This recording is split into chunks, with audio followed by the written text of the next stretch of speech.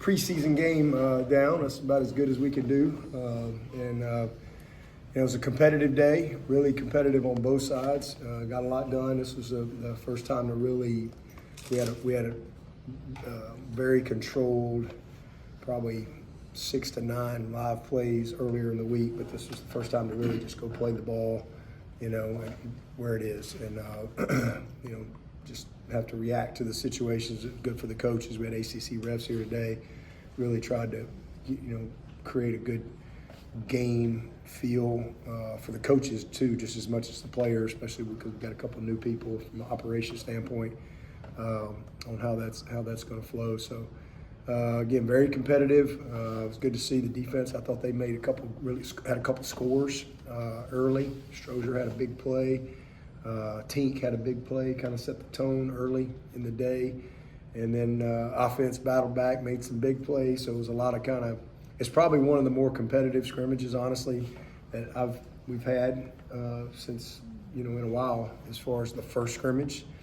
For whatever reason, sometimes that first scrimmage, and it's, sometimes one side, it just has a better day than the others. But I thought there was moments I was, from my seat, I was mad at the offense and I was mad at the defense, and then I'd be happy with the offense, and I'd be happy with the defense, and then I was pissed again.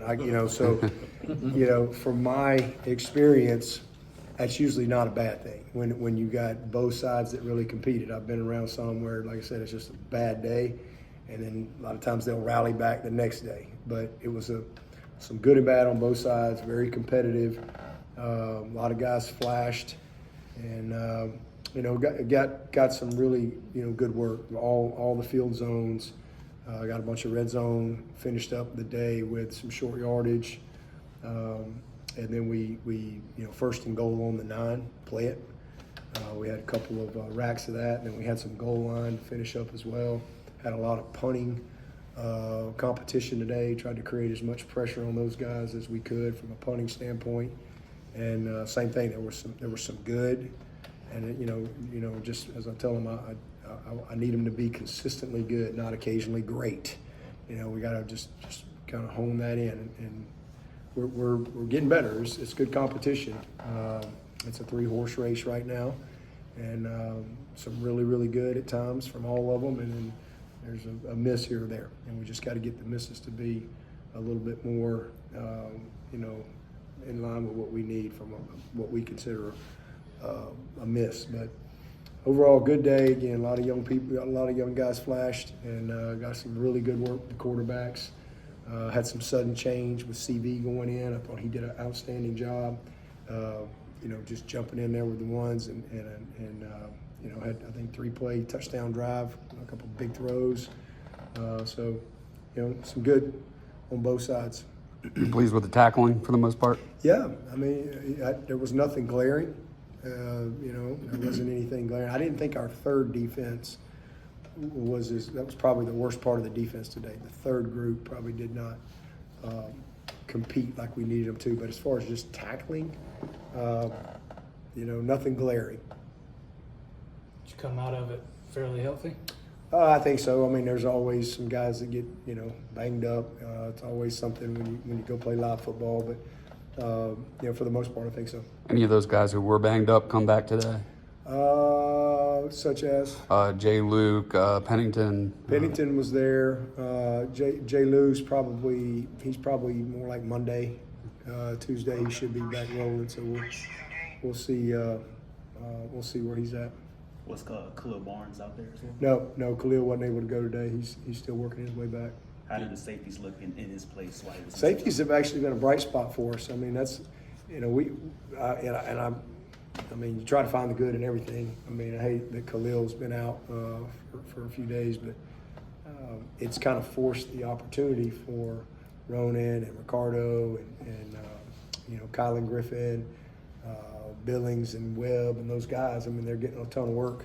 So our safety group have actually, it's been a real bright spot in camp, and even with the Khalil not out there. So that's, we all know what he is and what he can do, and we'll get him back, at some point. But so I think that group as a whole is the arrow's up by them right now. Good competition. First big boy football scrimmage for Ian. Was he able to keep his chin strap going? Yeah. He's blocking. He's trending in the right direction, man. I mean, I'm really pleased with him. I mean, I knew we'd have to just get the pads. I mean, he's an athlete, all that stuff, but I just, how's he going to take to the pads? And I mean, he's just looks like he's a natural. I mean, we've got some technique things to clean up, playing a little lower and stuff like that, but he's physical. Just comes natural to him. He's willing, he's not afraid, and he's really improved. I mean, he's getting better every day. I'm very pleased with his progress.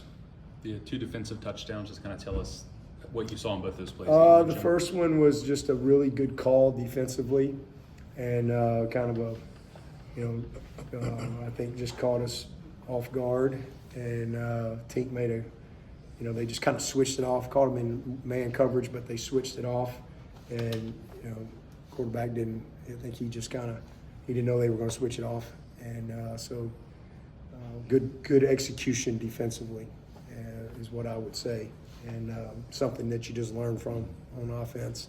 But a great play by Tink, and then the other one was just a competitive play that Strozier came down with, and we didn't get him on the ground. Who was the quarterback that threw the pick? Cade had one and CV had one. How'd the running game perform, and how is kind of the rotation set coming out? That was the one thing I wrote down. Plus running backs. I think the running backs were very productive today. Very productive group. Again, I know nobody thinks we got good players there, but I like our running backs. I think we got a good group, and I think they can all help us. How did Cade do today? Really good. Had a good day. I mean, he had the one early, but bounced right back, made some big plays. Had a really good first and goal on the 9 session, made a couple of elite throws. He and CV really, were solid. Probably the biggest thing, obviously the pick, but again, I kind of really I'm going to put that more on the defensive execution. And that's one of those things that, Cade will have to learn from, but I think the biggest negative for him and CV is both of them had a negative play in the red zone that really, can't happen. The one, Cade, we took a sack on first down, cannot happen. And then CV had we had a penalty where, the ref said all 11 weren't set. So if all 11 aren't set, that's on the quarterback. So those put you behind the chains in the red zone. And we've got to make sure that we eliminate that. But both of them had a good day. Trent had a good day, made some nice plays. Denson got in there. Denson had a couple big plays with his legs. He's just you get reminded why we signed him. When you get to see him, make some plays. I mean, it's just very natural. He's a very explosive guy back there when, especially things break down. So he made a couple of plays as well. But everybody got a ton of work, ton of reps, what we needed, a bunch of special teams work. And now we just got to, evaluate the tape. We play 3 weeks from today, got a lot of work to do. And we'll have to be more disciplined and clean in some areas. But I thought the team competed, really hard on both sides. Randall told us last week that Tristan had a couple one-handed catches at practice. Anybody have any spectacular catches today? TJ had a great catch. Tristan had a great catch in the back of the end zone for a touchdown today. But TJ had one really, really nice catch. Little Chase Bird had a nice run after the catch on a conversion. But they all made some plays. Antonio made some plays. I mean, TB had a heck of a catch. He got blown up, but he had a heck of a catch. Just strong hands on a screen. But that's another positive. But we threw and caught the ball well. There wasn't a bunch of drops or anything like that.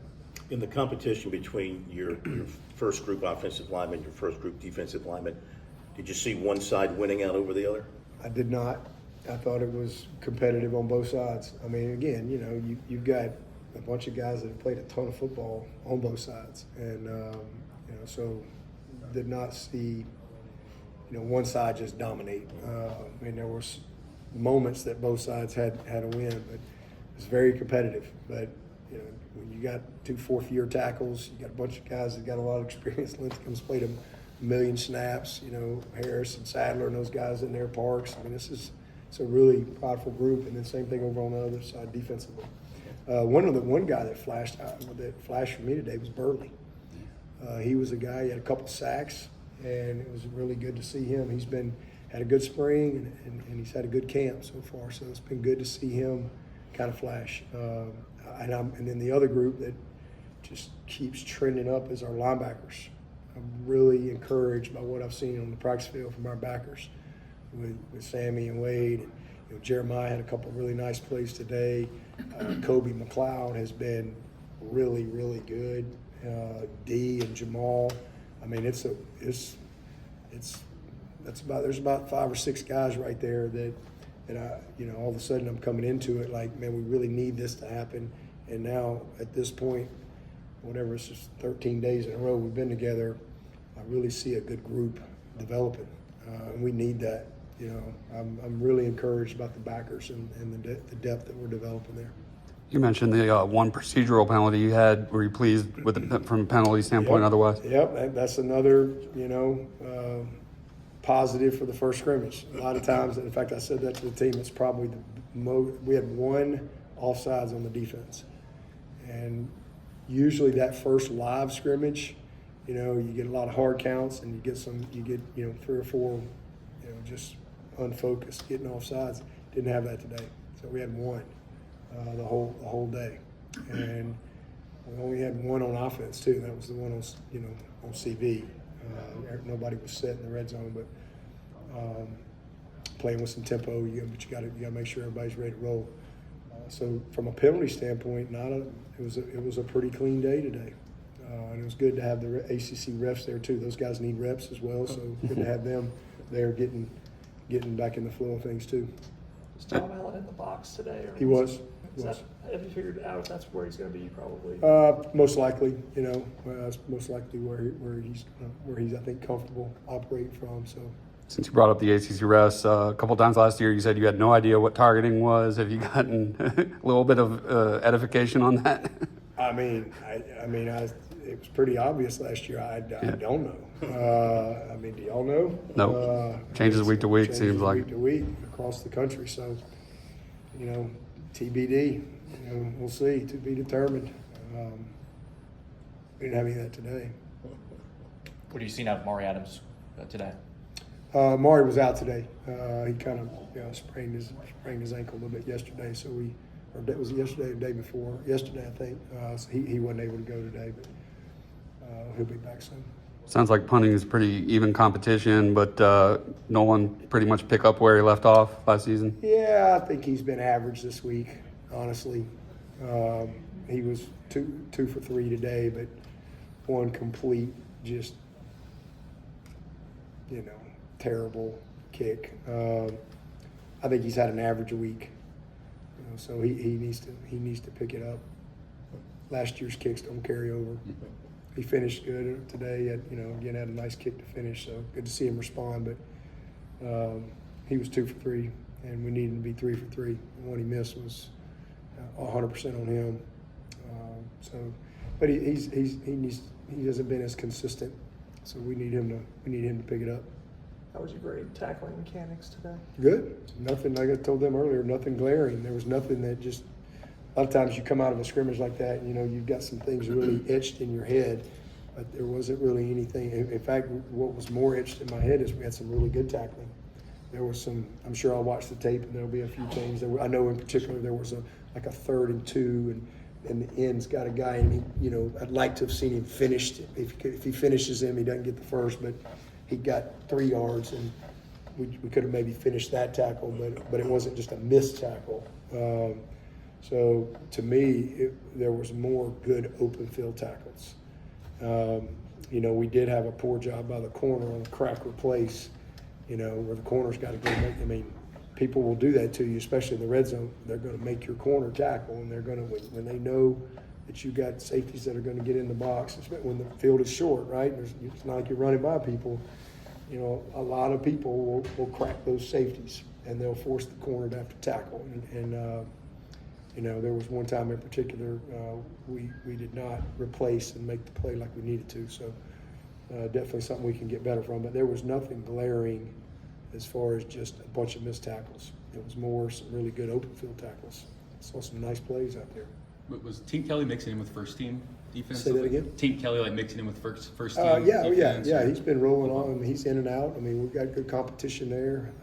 He and Shelton kind of been manning that spot, and both of them doing really good. I mean, Tink's a good football player.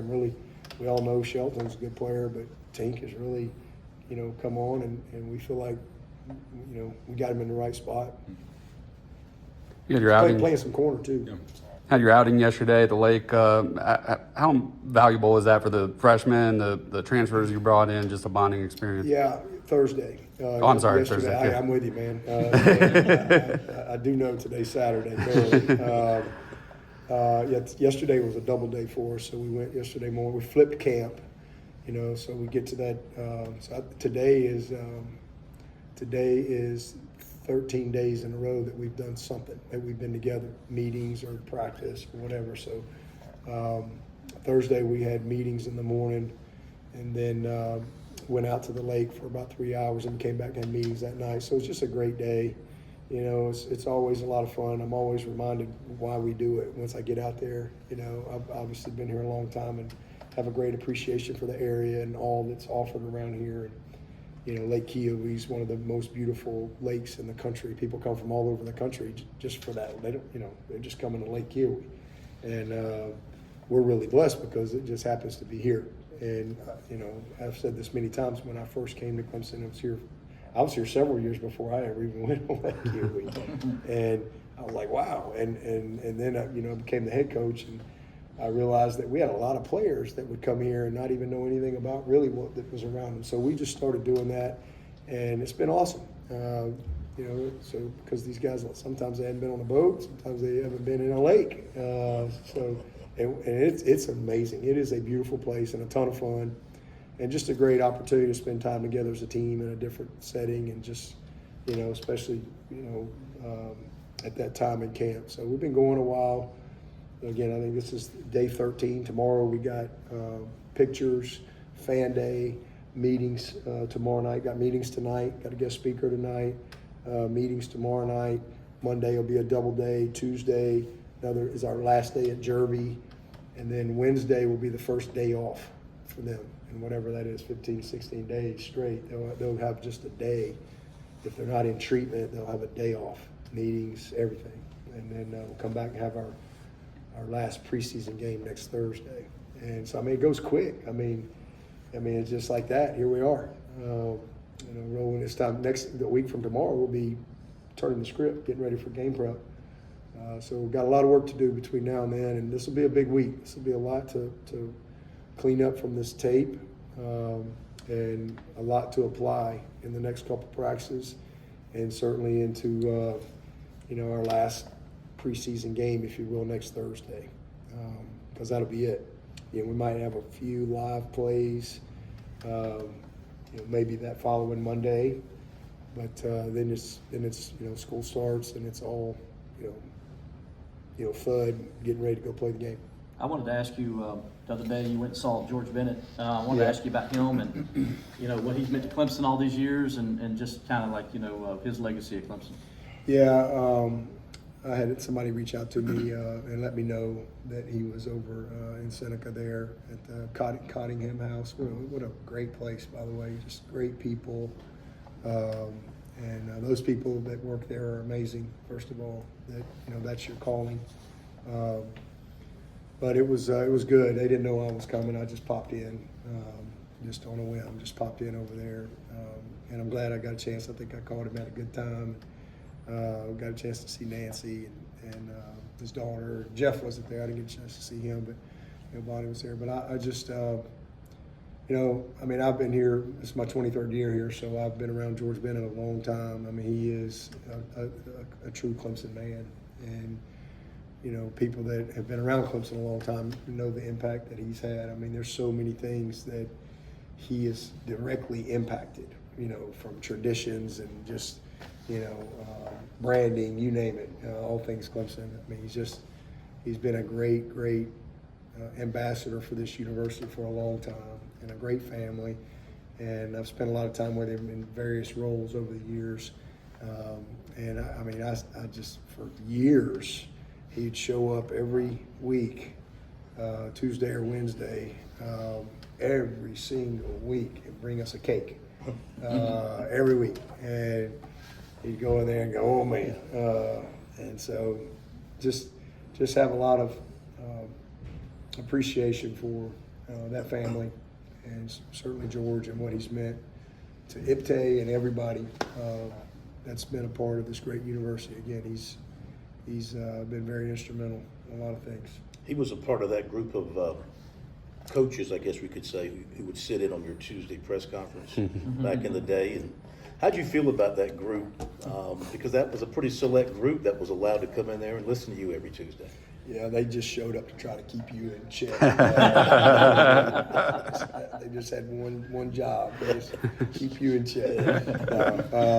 That, fun group. Like the old geezers back there. They all sitting back there, and they just, got a lot of great memories from a lot of those guys. From sitting over there in McFadden to certainly coming over here in the West End Zone. And they show up every week. Just a bunch of great, and I guess they'd go to lunch after that. But he was always a part of that. Yeah. It's crazy the traditions that he started with the cannon, obviously, and then the $2 bill tradition. Yeah. That George was the kind of guy that was instrumental in all this. I know, and it's crazy, and it's just one of those really cool things. The $2 bill is like, people love that.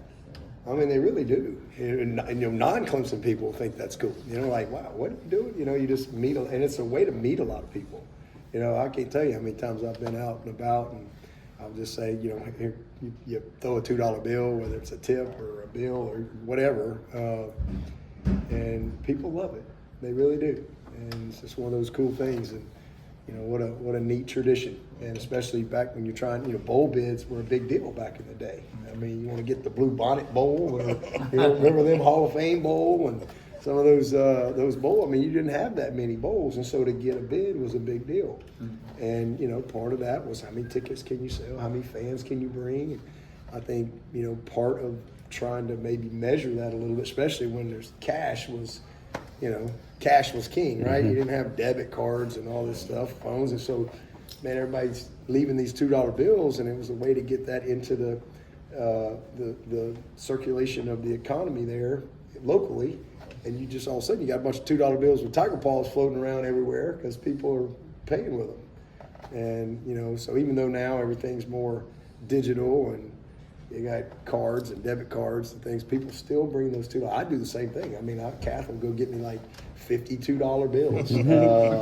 I'll run out, and I guess they still stamp them because she just brings them home, and I know she don't stamp them. I think Clemson banks are the only ones in America that carry the $2 bills, and some of them will stamp them for you. Yeah. And my father-in law's a printer. He don't print money, but he loves to get those $2 bills, and he's got the stamp. So he constantly goes to the local banks there in Hoover, Alabama, and he's got a little quick copy printing, but he constantly goes to those banks and gets $2 bills, and he stamps them and he hands them out. He hands them out all the time. He's 83, and he hands $2 bills out to everybody in Hoover, Alabama. Awesome. And you know what? And that was something that started with George Bennett. That's pretty cool. We're talking earlier about freshmen that flashed. I guess who in particular, like the freshmen, do you remember that flash? Ask me about somebody. Anybody? Gideon. Yeah, had a good day. All the backs. Gideon did a nice job. Azuma May's not a freshman; he's a redshirt freshman. Both of those guys were outstanding today. Both flashed, and I'm trying to think of other freshmen. Brookings. Who? Brookings. Yeah, Logan has been, really just a guy steadily getting better. He's a guy that, if he's not in that top three, we got a pretty good little group right there with OPH and SAP and Benny. So he's a guy that if he's not in that top three, we'll try to probably hold him if we can. But let me tell you, he's as good as anybody we got. He's a lot like Bentoncourt last year, knowing that we had Brenny and OPH and SAP. We don't want to waste a year, but he's a guy that we'll probably have ready all year. But that kid is special, man. he's probably as gifted as anybody when it comes to his change of direction and his explosiveness, in and out of cuts. He's a very gifted kid. He's tough as nails.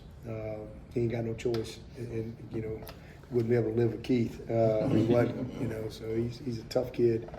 And so he's doing really, really well. What about Logan Anderson? He physically looks really good. Logan's going to be a really good player. I'd say he and Drew and Cuba Taylor, those three, you kind of got that group of guys I talked, and then you got those guys that they just need reps. They just, like you see Drew coming. Drew and Cuba Taylor. Cuba Taylor is, the most probably explosive hitter we got. That says a lot. Like this kid is an explosive hitter. I mean, he is a true thumper. He's just got to put it all together. He's just a guy that's going to develop. He'll be a special teams guy for us. Same with Drew Wood. Drew looks great. Drew's really grown. He looks great. He's literally physically grown, and he's a really good athlete. He's fast. He's putting together. Logan was out all spring, so he's just got the most to learn and a lot of installation. But as far as his athleticism, his traits, he's got all the traits.